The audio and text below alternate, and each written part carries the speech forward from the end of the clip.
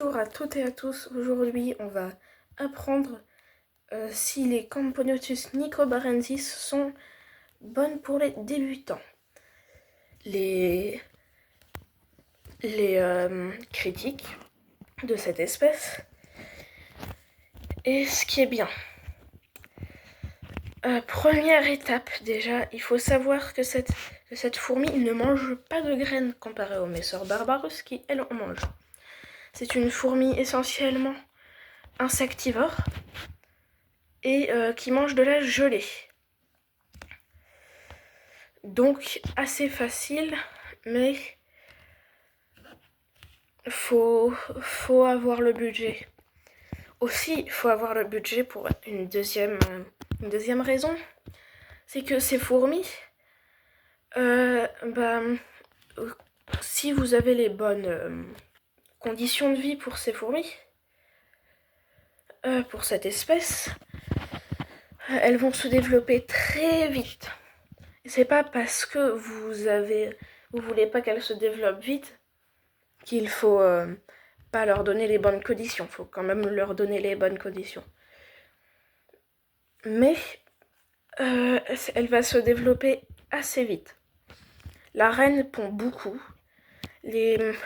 De l'œuf à l'ouvrière, à peu près, ça va durer 3-4 semaines. Donc c'est très rapide.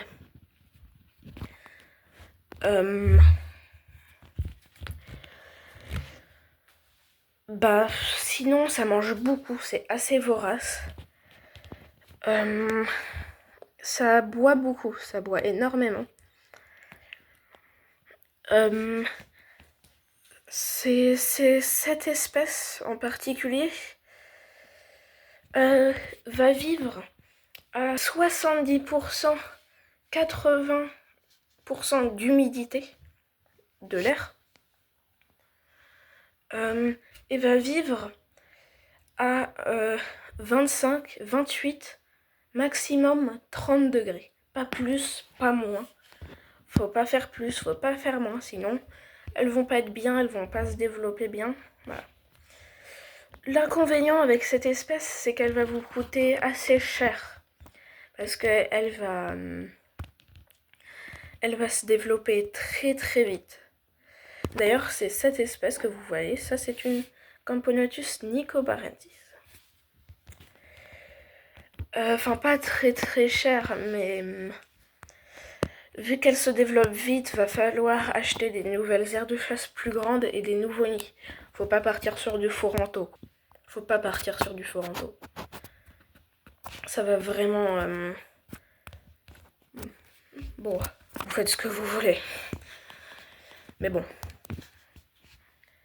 À part si vous prenez un géant nid Foranto avec les ronds comme ça que tu tournes pour débloquer certains nids là-bas. Là, tu peux, si t'as le budget.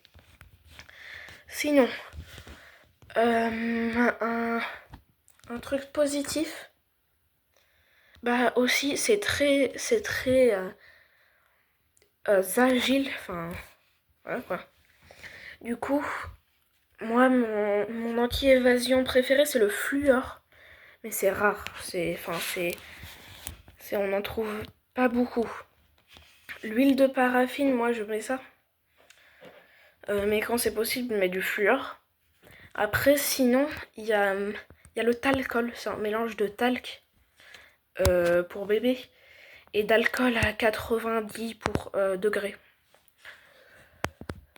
Tu mets ça et il faut avoir une matière pâteuse. C'est une très jolie espèce, noire rougeâtre. Et franchement, je vous la conseille pour une seule raison, c'est qu'elle n'a pas de diapause. Il n'y a pas besoin d'un grand budget, quoi. Enfin, ça compense. Il n'y a pas besoin d'acheter un frigo à vin. Après, si vous avez d'autres espèces qui a besoin de diapause, là si. Ou, comme la vidéo précédente, une buanderie.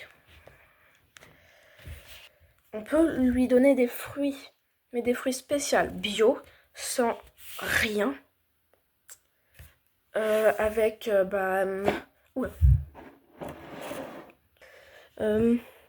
J'ai un peu bougé, ça les a un peu stressés.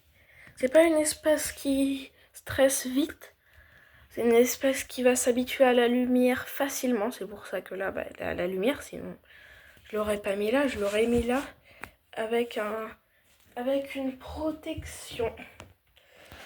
Donc un petit coton, du sopalin coupé avec un scotch autour. Et je peux le retirer et l'enlever comme ça. Alors, j'ai fini. C'était un plaisir et franchement, au revoir. N'hésitez pas à à mettre votre petit pouce bleu et à vous abonner pour rejoindre la colonie. Ciao!